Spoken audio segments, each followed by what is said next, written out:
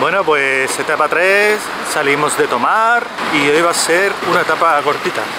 Por lo menos esa es la idea. Como idea no está mal, pero después comprobaremos que cortan distancia no quiere decir cortan tiempo. Quizá algo o alguien nos echó un mal de ojo porque aparte de la exigencia del perfil y la meteorología, ha sido la única etapa en la que ambos sufrimos pinchazos, y además en la misma rueda. Con todo, se nos presenta una etapa muy variada en cuanto a tipo de firmes y pistas, que como ya podemos observar, comienza con un espinoso sendero a la salida de Tomar.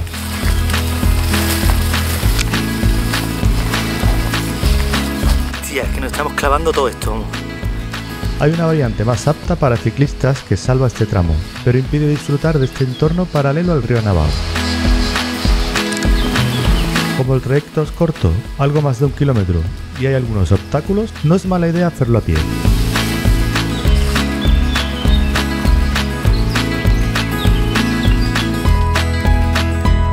Un camino, ¿no?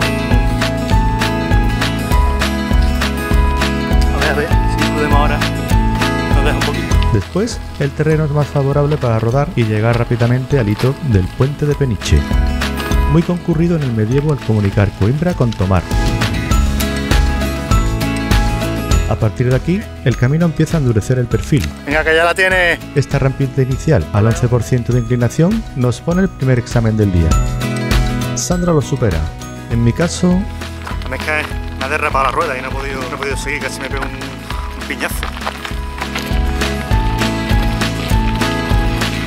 Los falsos llanos de este entorno de monte bajo se intercalan con pequeños repechos, y en algunos de ellos el rodar casi se hace impracticable por culpa de la presencia de piedra.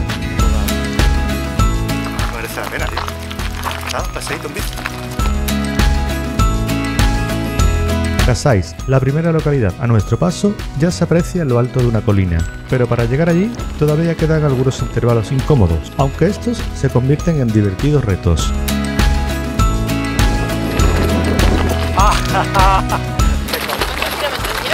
Yo llevo 5 y poco, vamos.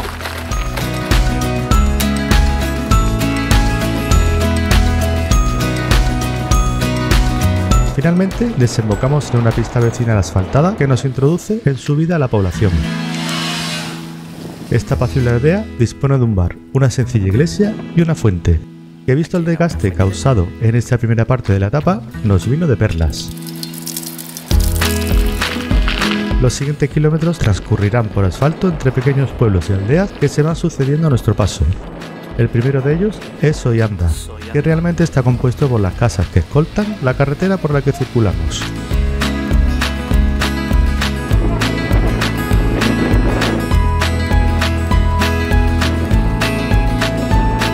Llegar a la población vecina se hace algo más arduo. Hay una pendiente ahí detrás. Antes de llegar a Calvinos, hay que tenerla en cuenta.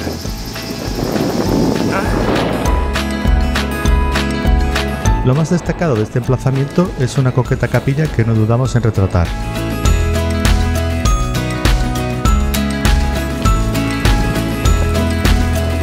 Avanzamos para salir del pueblo al tiempo que advertimos un entorno salpicado de casas con fructíferas huertas.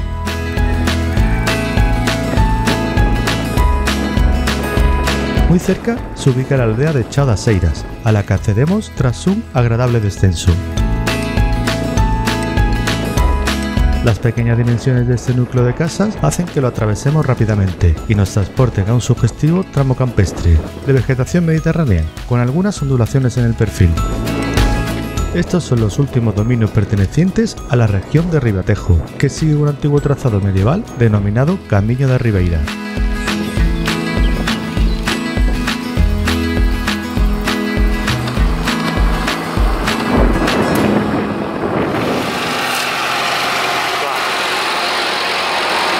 Bueno, pues aquí estamos llegando a Cera. Las flechas amarillas nos llevan a Puente de Ceras, donde conectaremos a una vía paralela a la Nacional 110, carretera que posteriormente tendremos que cruzar para afrontar otro exigente tramo.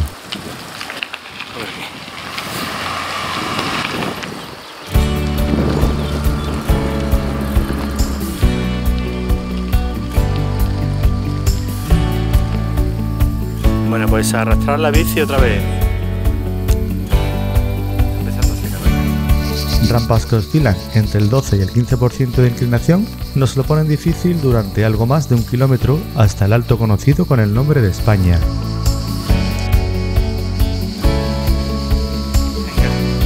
Afortunadamente, las sombras de los eucaliptos nos libran de un sol que ya empieza a castigar.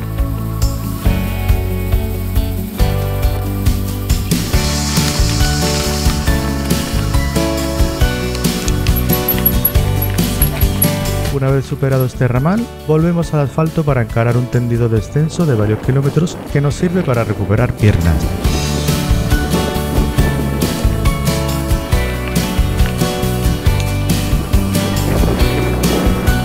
Esta pista nos transporta entre aldeas y casas diseminadas por el entorno con parcelas de olivos, encinas y árboles frutales, un patrón que seguiremos frecuentando a lo largo de esta etapa. A la altura de Daporta perdemos el perfil favorable para encarar otro pequeño trecho de subida. La primera parte la realizaremos por asfalto y la segunda por una pista forestal que siempre agradecemos por la presencia de sombras.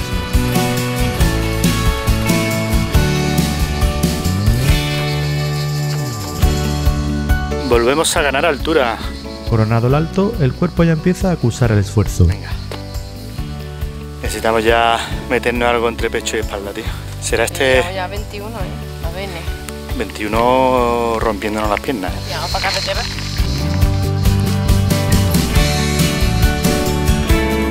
El descenso nos viene bien para dar aire fresco a las piernas y advertir la presencia de otros peregrinos.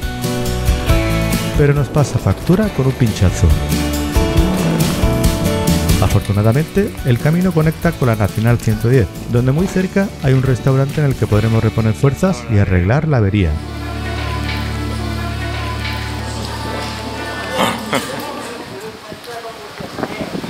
Acabamos de arreglar el pinchazo de Sandra y vamos a ver si el pincho no está en la cámara. Esperemos que no, no hemos visto nada, pero... Tojal Douro, desde luego es un buen sitio para comer, ¿eh? Precio barato y buena comida. Retomamos el trayecto volviendo atrás unos metros para coger en un cruce la carretera nacional 348. Esta vía nos acompañará durante 3 kilómetros hasta la localidad de Cortica. Aquí hay una encantadora quinta bien presidida por una antigua torre defensiva, cuyas instalaciones se han restaurado recientemente para la acogida de peregrinos. En su amplio complejo se pueden observar cuadras que todavía se emplean para la cría de caballos. El albergue tiene una capacidad de 14 plazas y las habitaciones están equipadas con literas y taquillas de madera. Los aseos y duchas también parecen estar creados con gusto. Una espléndida cocina y un amplio salón se integran dentro de un espacio diáfano. El albergue cuenta además con wifi y lavadora. 3 meses tiene este albergue. Hubiera sido fantástico pernoctar aquí, la verdad, pero nuestro planning contemplaba otro objetivo. ¿Verdad que te da ganas de quedarte ahí? Joder, la verdad que sí. Está súper bien, Con huevo, bien. Tras 800 metros de Cortica tendremos que tomar un desvío hacia Outeriño por una pista que al principio pisa un terreno adoquinado. Después, el asfalto vuelve a tomar protagonismo, junto con la sintonía de fondo de las chicharras, gran divulgador de un ambiente cargado de altas temperaturas.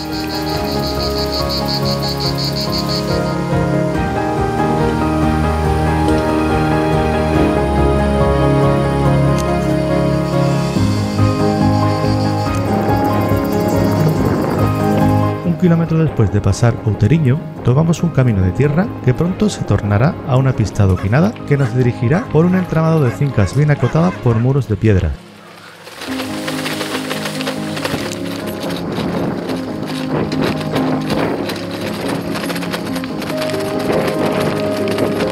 También atravesará aldeas como Feteiras y Portela das Feteiras, aunque en esta última los adoquines tienen un pequeño paréntesis. Descanso para las nalgas.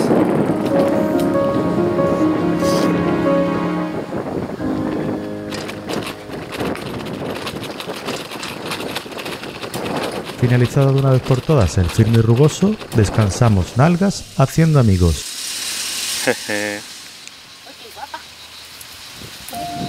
Nos encontramos muy cerca de Albayácere, la próxima urbe de renombre de esta etapa. La necesidad de refrescarnos por el calor hace que nos despistemos al ver esta piscina y descendamos a uno de los barrios aledaños de esta localidad. No obstante, subsanamos el error retomando el carril bici que nos dirigirá al centro ciudad. Aquí se ubica la iglesia de Santa María Magdalena, edificio construido en el siglo XVI, aunque en los siglos posteriores ha sufrido algunas remodelaciones. Su exterior destaca por la sencillez arquitectónica. Su interior es de 3 naves, soportada por hileras de 4 columnas. Destaca su púlpito en forma de cáliz y el estilo barroco de su altar mayor, muy característicos de las iglesias de la zona.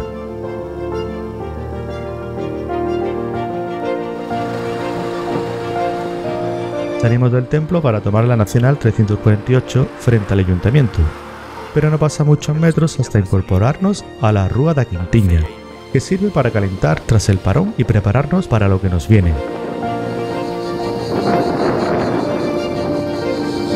Seguimos ascendiendo, pero es al llegar a Laranjeiras cuando el perfil se endurece, aparte de ser el lugar en el que sufrimos el segundo pinchazo. Hemos vuelto a pinchar, esta vez me ha tocado a mí, pero bueno, de momento arreglado. Seguimos subiendo.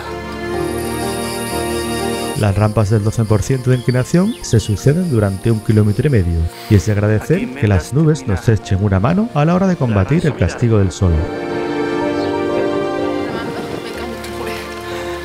Si yo que no puedo con las 2 manos. Si yo creí que terminaba. Bueno, lo mismo todavía estos vendas.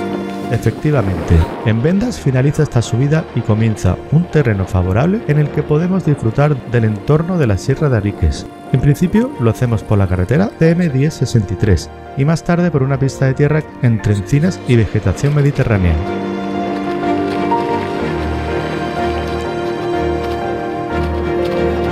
Los adoquines abren paso a la aldea de Vendado Negro que recorremos hasta conectar con la CM1065.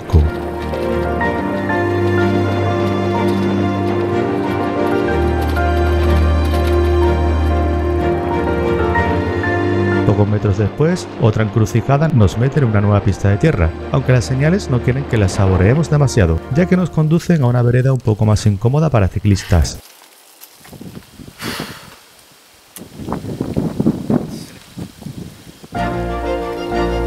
Pero la senda mejora conforme avanzamos, ofreciéndonos bonitos recorridos entre la espesura y algún que otro elemento de interés, como esta hornacina.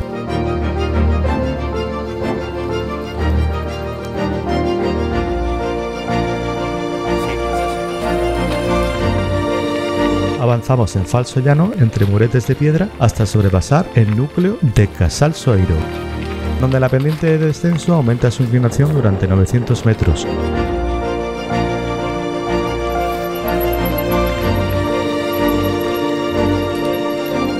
Después, el perfil se estabiliza por un firme algo rugoso que nos deja las puertas de Ansiao.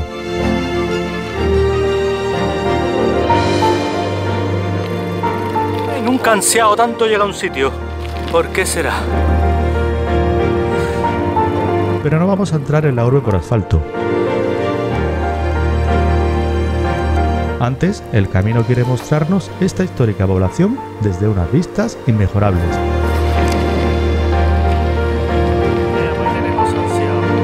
Entre sus monumentos destacamos, por un lado, la iglesia de Nuestra Señora de la Concepción, construida a finales del siglo XVI. Por otro lado, la iglesia barroca de la Misericordia, del siglo XVII. Por lo demás, las horas tardías nos hacen ir prestos a nuestro alojamiento. Bueno, pues no nos hemos podido resistir. Hemos visto este establecimiento, Ansiturismo, que es un hotel spa. Nos lo merecemos. Hasta la próxima. Váyatela, ¿eh?